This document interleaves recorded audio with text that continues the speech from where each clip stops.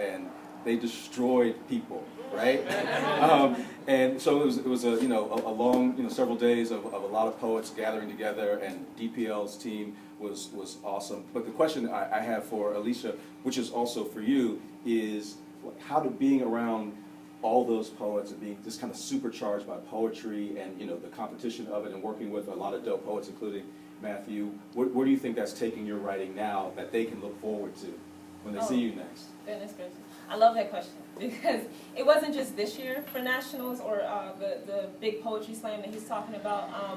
Poetry slam in general has done a lot for my writing. A lot of people don't like slam, they don't like the thought of competitive poetry, and I get it. Trust me, I'm not mad at you if you don't like it, especially if you haven't experienced it a great number of times, because before I wasn't a fan of it. And every time, first of all, poetry slam has challenged my writing, because it's a whole different ball game, and it just makes you pay attention to your words more, or at least it made me pay attention more.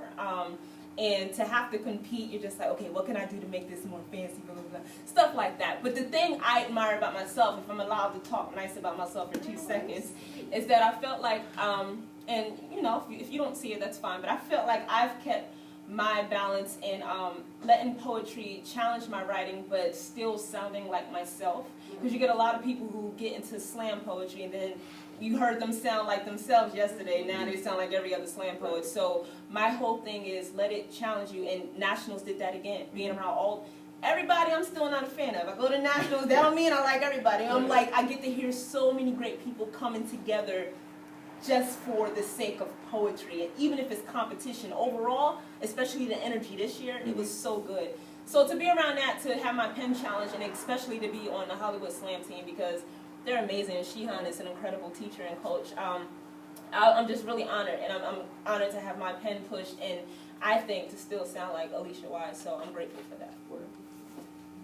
Woo!